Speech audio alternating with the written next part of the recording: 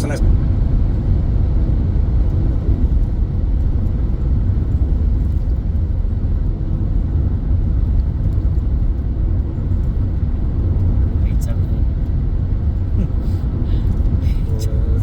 कितना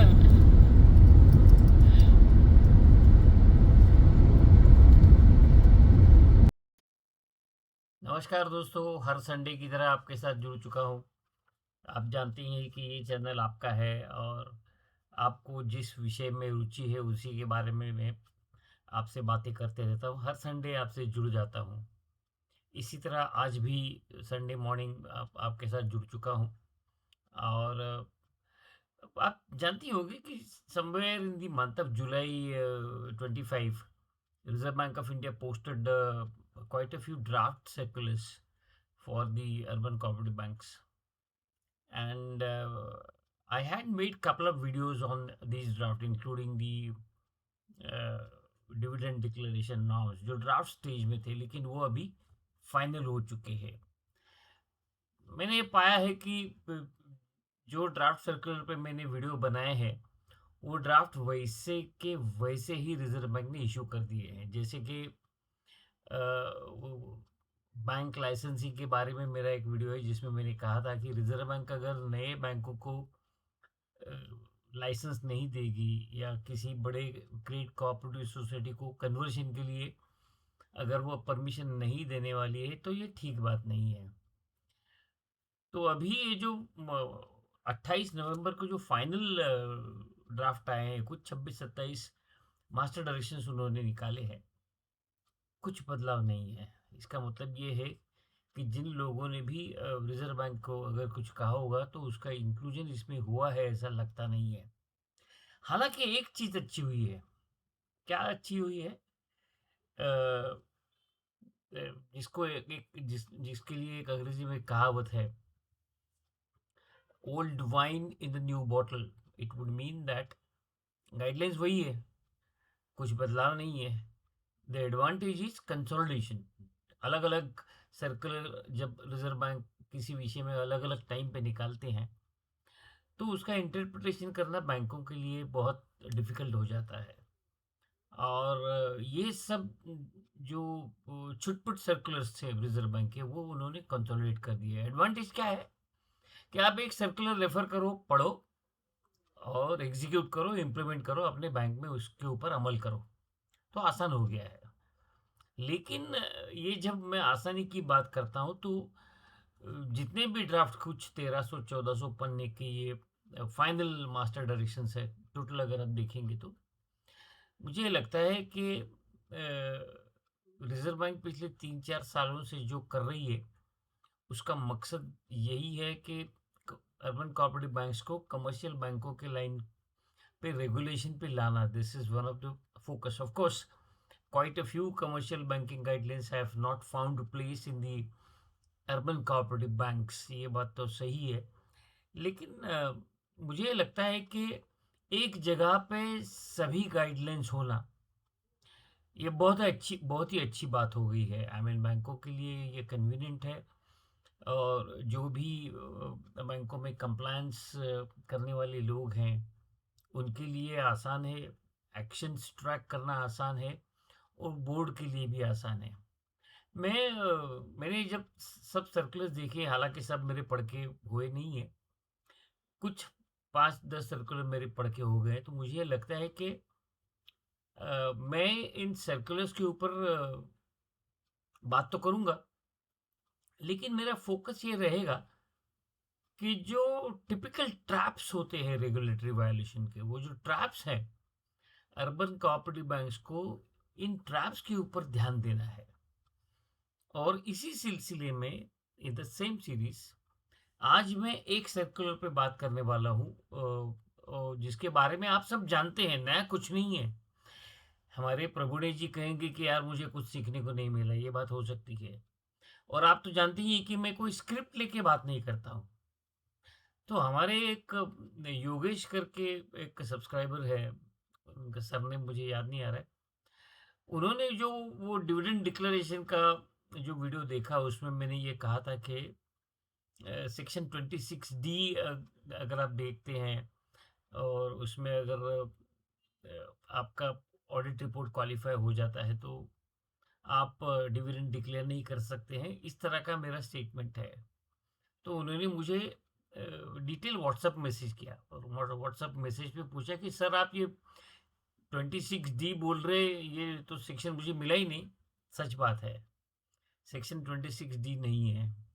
मैंने वो इनकरेक्टली सेक्शन 26D बोला। मुझे ये एक्चुअली रेफर करना चाहिए था सेक्शन 15, जो रिस्ट्रिक्शंस ऑन डिविडेंड के बारे में जो सेक्शन है वो रेफर करना चाहता हूँ। और मैंने उसी वीडियो में ये भी कहा था कि क्वालिफिकेशन होता है तो आपको डिविडेंड डिक्लेयर नहीं करने को मिलता है, ये कमर्शियल बैंकों को है, अर्बन कोऑपरेटिव बैंक को नहीं है। लेकिन वो करोलरी जो आती है वो यही आती है कि आपका रिपोर्ट क्वालिफाई कब होता है। क्वालिफाई जब होता है जैसे कि आपने प्रोविजन कम कर दिया या प्रोविजन किया नहीं, या आपकी कोई अकाउंटिंग एक्शन जिससे आपका प्रॉफिट बढ़ गया, या ओवर स्टेटमेंट ऑफ प्रॉफिट या अंडर स्टेटमेंट ऑफ प्रॉफिट, और आप वो करेक्ट नहीं कर रहे हो, आप आपके स्टैट्यूटरी ऑर्डर की बात नहीं मान रहे हो, तो वो रिपोर्ट क्वालिफाई करेगा।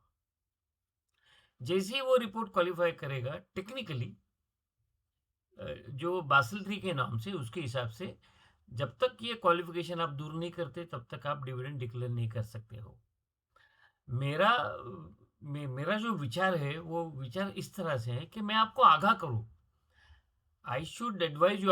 I do not know when the regulation will come from commercial banks to urban cooperative banks कि भाई क्वालिफाई रिपोर्ट हो गया, डिविडेंड डिक्लेयर मत करो, ये आया नहीं है।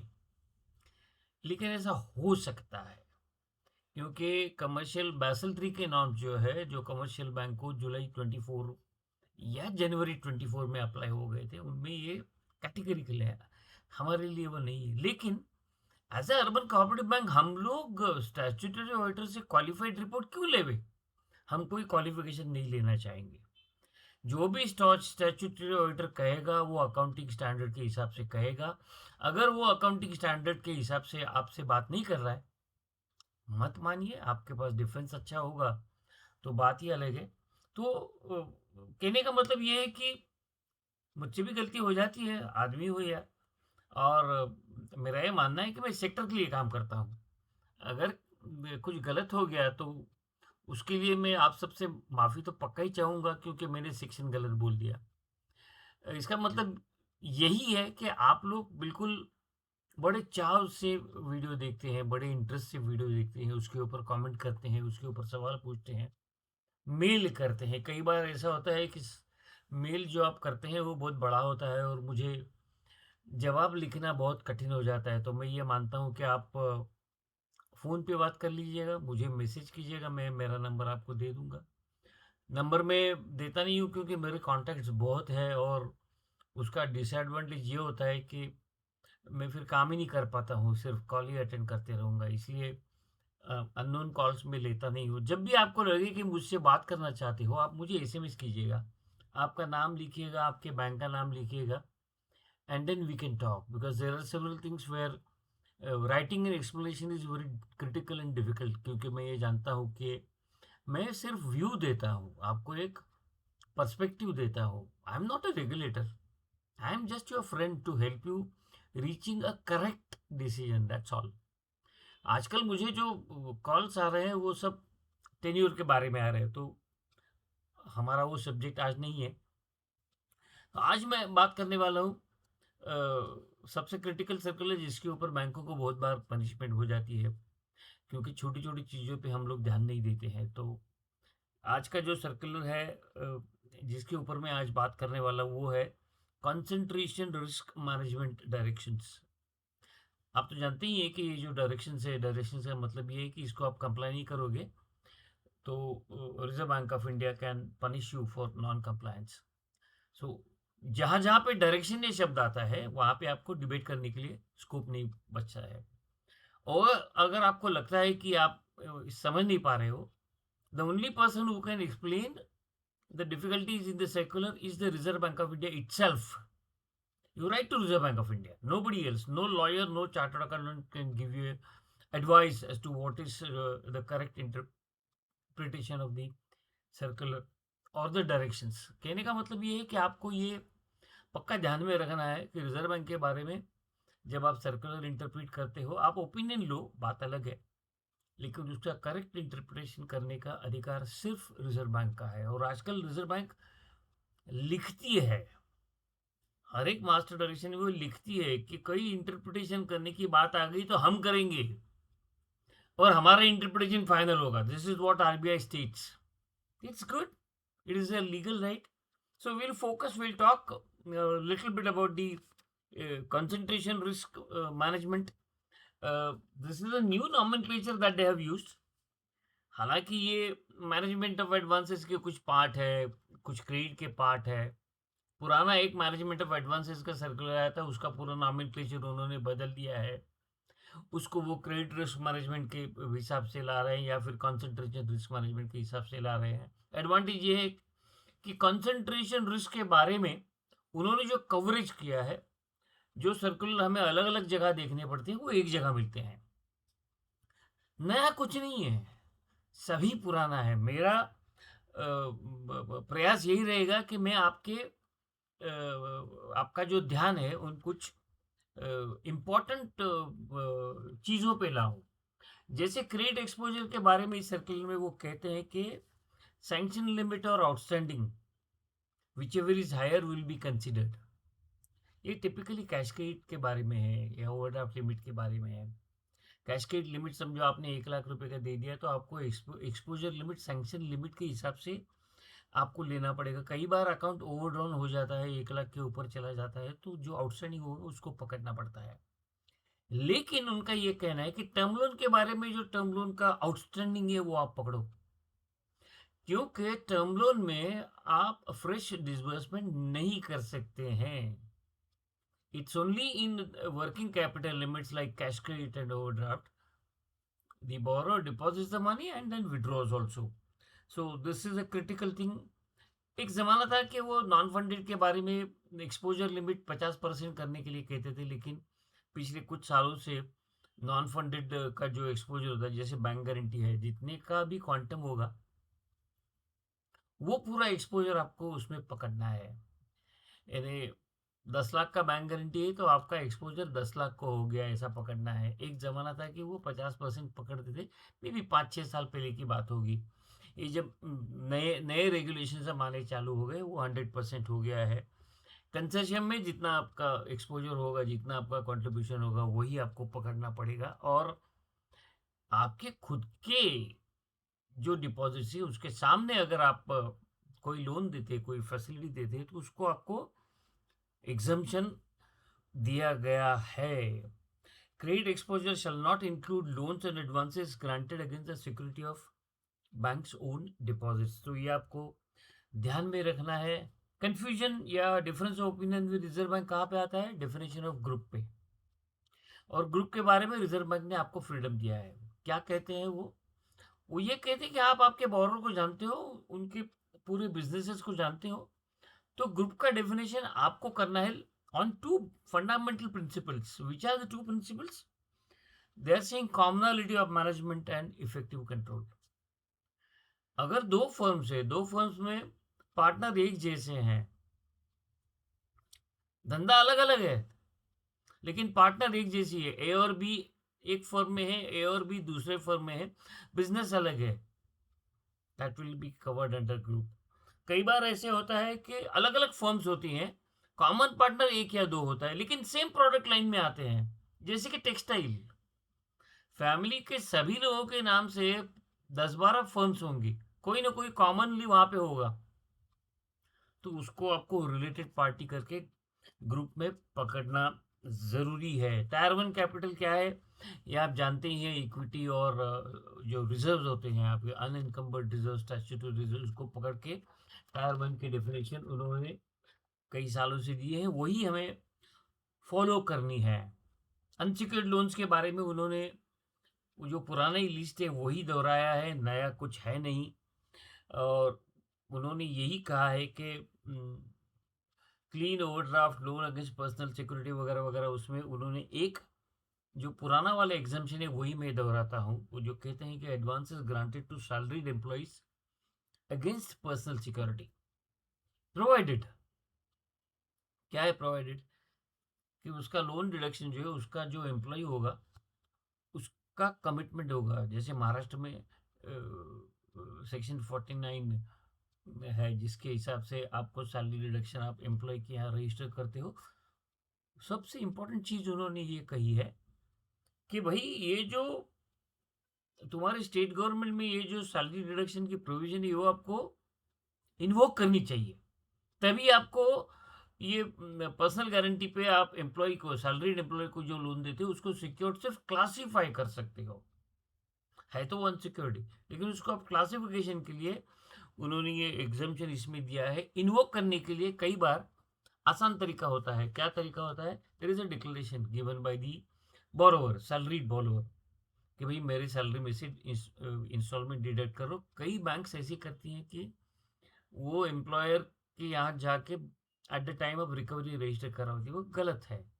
At the time of disbursement itself आपको ये करना चाहिए। सबसे इम्पोर्टेंट चीज़ जो वर्किंग कैपिटल लिमिट के बारे में ये जो अनसिक्योर्ड पोर्शन में आई है वो आपको ध्यान में क्या रखनी है कि advances against book debts which are not outstanding for more than 90 days, 90 दिन के अंदर के अगर डेटर्स है उसके सामने अगर आपका वर्किंग कैपिटल लिमिट है सिक्योर्ड कहा जाएगा।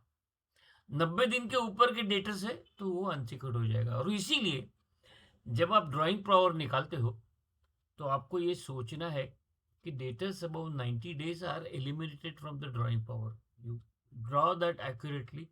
हमारे यहाँ जो स्टॉक स्टेटमेंट और डेटर स्टेटमेंट बोरो हर महीने ब्रांच में देता है उसकी स्क्रूटिनी हम लोग ढंग से करते नहीं है। और कई बार फिर रिजर्व बैंक ऑफ इंडिया इसमें जो इंस्पेक्टिंग ऑफिसर है वो देखता है कि भाई अबाउ 90 डेज के ऊपर भी डीपी आती है and then your unsecured loans का जो क्वांटम आप कंप्यूट करते हो वो गलत हो जाता है।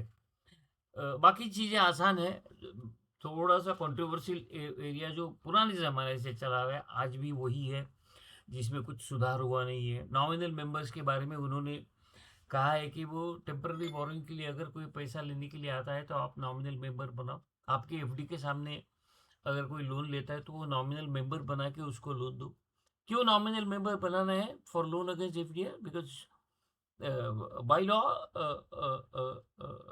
a cooperative bank is registered under the cooperative law of the state, and as per the cooperative law the cooperative society cannot finance anyone who is not a member. It is for the members, and therefore the concept of nominal member or ordinary member ये उन्होंने definitions अब हर एक state के law में ये आए हैं। इसमें लिमिट है। लिमिट आखिरी पन्ने पे दिया है कि अगर आपका डिपॉजिट 50 करोड़ के ऊपर है तो आप नॉमिनल मेंबर को 1 लाख के ऊपर लोन नहीं दे सकते। अभी इसका कॉर्लरी ट्रैप कहाँ पे आता है? ट्रैप आता है गोल्ड लोन के बारे में। जब आप गोल्ड लोन देते हो 1 लाख के ऊपर देते हो तो उसको नॉमिनल मेंबर नहीं वो रेगुलर मेंबर होना जरूरी है। आप गोल्ड लोन इसमें लिखा गया है कि loan against securities such as gold and silver ornament can also be given under nominal membership but a quantum is prescribe elsewhere that is up to a lakh of rupees. तो आपको ध्यान ये रहे कि आप जब गोल्ड लोन दोगे 1 लाख तक है नॉमिनल मेंबर पे दो कोई प्रॉब्लम नहीं है। 1 लाख के ऊपर दे रहे हो make him member. So this is a trap and there is one more trap. एक सवाल मुझे किसी सज्जन ने पूछ लिया था, मैंने उसको मेल पे जवाब दिया है। वो ये कह रहा था कि हमारे यहाँ पे एक हाउसिंग सोसाइटी है, उनको उनके रिपेयर्स के लिए उनके फिक्स डिपॉजिट पे लोन चाहिए। तो normally banks own deposit exposure limit में आती नहीं है। यही तो डेफिनेशन है। ये अगर डेफिनेशन है सोसाइटी का डिपॉजिट है तो उसको आपको लोन देने में कोई टेक्निकल डिफिकल्टी नज़र नहीं आती। लेकिन यहाँ पे जो डेफिनेशन दिया गया है वो पूरा हमारा जो अर्बन कोऑपरेटिव बैंक का जो मेजर डिफिकल्टी आता है वो ये आता है। वो ये कहते हैं cooperative society registered under any law shall not be eligible and as such shall not be admitted to nominal membership। उसको रेगुलर मेंबर तो आप कर ही नहीं सकते हो। क्यों नहीं कर सकते हो? क्योंकि बीआर एक्ट में cooperative bank is a bank which does not make a cooperative society its member. ये डेफिनेशन बीआर एक्ट में है। अब नॉमिनल मेंबर के बारे में भी वो क्या कहते हैं कि नॉमिनल मेंबर आप नहीं कर सकते हो। तो उनके एफडीआर के सामने आप लोन कैसे दोगे? उनका ही एफडीआर है। विदाउट नॉमिनल मेंबर दे नहीं सकते हो। नॉमिनल मेंबर पे कितना दोगे मैक्सिमम? 1 लाख, एफडी हो या कुछ भी हो, maximum limit is 1 lakh. So you have to ensure that fix deposit के सामने भी अगर आपको लोन देना है, एक्सपोजर के लिमिट के बाहर है, प्रॉब्लम नहीं है। प्रॉब्लम आएगा other than fix deposit. Other than fix deposit अगर 1 लाख के ऊपर अमाउंट जाती है तो परेशानी है, मेंबर बनाओ। सोसाइटी के बारे में, सोसाइटी को अगर फिक्स डिपॉजिट के सामने आपको लोन देना है, there is an issue. The secular is having this particular gray area कि भाई अगर सोसाइटी को देना है तो कैसे दोगे। अगर आपके पास कुछ दूसरा विचार है तो मुझे आप ज़रूर बताइएगा। और एक चीज़ मुझे बहुत महत्वपूर्ण लगती है, वो आगे भी मेरे विचारों में आएंगी, वो ये है कि कंसंट्रेशन रिस्क में पिछले 3 साल से रिजर्व बैंक हाथ पैर धो के आपके पीछे पड़ी है कि भाई आप 50% के ऊपर आपको स्मॉल लोन रखना है। वो 0.40% ऑफ टायर 1 कैपिटल, वो नॉर्म्स है। और यहाँ पे उन्होंने टाइम टेबल दिया है, भाई मार्च 26 के पहले आप 50% का पोर्टफोलियो पूरा करो। अब जब आपको वो ये स्मॉल लोन्स की तरफ धकेलते हैं, तो एक सर्कुलर था जिसमें उन्होंने कहा था, वो यहाँ पे रिप्रोड्यूस हुआ है। क्या कहा था कि भाई अगर आपका क्रेडिट पोर्टफोलियो स्मॉल लोन्स के ऊपर जा रहा है तो आपके बोर्ड को रेगुलर रिव्यू लेना चाहिए। ये जो स्मॉल लोन्स बढ़ा रहे हो उसका रिव्यू लेना चाहिए, उसके बिहेवियर पैटर्न के लिए क्या हो रहा है, इसमें एनपीए बढ़ रहे हैं, घट रहे, क्या है। ये रिव्यू लेके आपको पॉलिसी शिफ्ट आपको बनानी है, ये आपको डॉक्यूमेंट करना है, बोर्ड में रखना है और डॉक्यूमेंट करना है। एक्सपोजर लिमिट मुझे बताने की ज़रूरत नहीं है, टायर 1 कैपिटल के ऊपर निकाल जाती है। 15% इंडिविजुअल के लिए, 0.25% ग्रुप के लिए, ये मुझे बताने की ज़रूरत नहीं है। टर्म लोन और बैंक गारंटी के बारे में टोटल एक्सपोजर वही आ जाता है। दूसरी बात ऐसी है, ये जो आप एक्सपोजर निकालते हो, ये एक्सपोजर आप डिक्लेयर करोगे, क्योंकि ये यही एक्सपोजर आपको नॉन एसएलआर इन्वेस्टमेंट के बारे में भी अप्लाई होता है। उन्होंने एक फर्स्ट क्लास सेंटेंस इसमें लिखा है। ये कहते हैं कि अगर बोर्ड ने एक्सपोजर लिमिट फाइनल करने के बाद में आपको इन्वेस्टमेंट वालों को बताना पड़ेगा कि भाई ये हमारा एक्सपोजर है, ताकि वो नॉन एसएलआर में जब इन्वेस्टमेंट करेंगे उसमें वो एक्सपोजर वायलेशन न करे। क्योंकि नॉन एक्स इसमें और एक चीज़ मुझे लगती है कि कई बार कई चीज़ें इस सर्कुलर में उन्होंने रेफर की है, लेकिन उसकी डिटेलिंग कहीं और है। जैसे नॉन एसएलआर के बारे में ये कहता हूँ, तो नॉन एसएलआर के बारे में इन्वेस्टमेंट के सर्कुलर में उन्होंने क्या कहा है कि non SLR investment has to be evaluated as if it's a credit proposal. इसमें नहीं है, उन्होंने सिर्फ वो रेफरेंस उस सर्कुलर का उन्होंने दिया है। तो ये आपको ध्यान रखना है। मार्च 26 तक आपको 50% आपका पोर्टफोलियो पूरा करना है। रियल एस्टेट के बारे में बहुत सारी क्लैरिटी आ चुकी है। वो ये कहते हैं कि आपका जो हाउसिंग लोन टू इंडिविजुअल्स है वो 25% ऑफ द प्रीवियस मार्च नहीं होना चाहिए, लेकिन total real estate 5% of the previous March होना नहीं चाहिए। उसमें एग्जाम्पशन क्या है, working capital limit to the small builders को उन्होंने एग्जाम्पशन दिया है। अगर आपने एनएचबी से रिफाइनेंस लिया है हाउसिंग का, टू दैट एक्सटेंड ये वायोलेशन ब्रीच करो, ऐसा नहीं चलने वाला। 10 करोड़ का रिफाइनेंस ले लिया तो आप 10 करोड़ लिमिट ऊपर करो, नहीं चलने वाला। So that is extremely important. और एक पुराना जो सर्कुलर है, जब रिस्ट्रिक्शन आए 2 साल पहले, तो उन्होंने ग्लाइड पाथ दिया था, तो वो ग्लाइड पाथ वैसे के वैसे मेंटेन हुआ है। इंटर बैंक के बारे में भी वही एक्सपोजर लिमिट आपको अप्लाई करनी है। और एक सबसे इम्पोर्टेंट चीज़ आई है अनसिक्योर्ड लोन के बारे में, जिसके ऊपर आपका ध्यान होना बहुत ज़रूरी है। वो क्या कहते हैं, मुझे लगता है कि मैं जब 30-35 साल पहले रूरल बैंकिंग में था, तब ये हमारे यहाँ एनओसी का कंसेप्ट होता था। दूसरे बैंक से एनओसी लेके ही आप किसी बोरर को पैसे दे सकते थे। I am talking of story 30-35 years ago. Many of my contemporary colleagues would recollect that. And then I remember while completing the rural terms, lot of borrower used to come with a letter for an LOC कि मेरे पास loan नहीं है इसका। That was a kind of system 30-35 years ago. Seems that it is likely to be reintroduced now. वो ये कहते हैं unsecured loans के बारे में, पेज नंबर 9 पे वो पैराग्राफ है।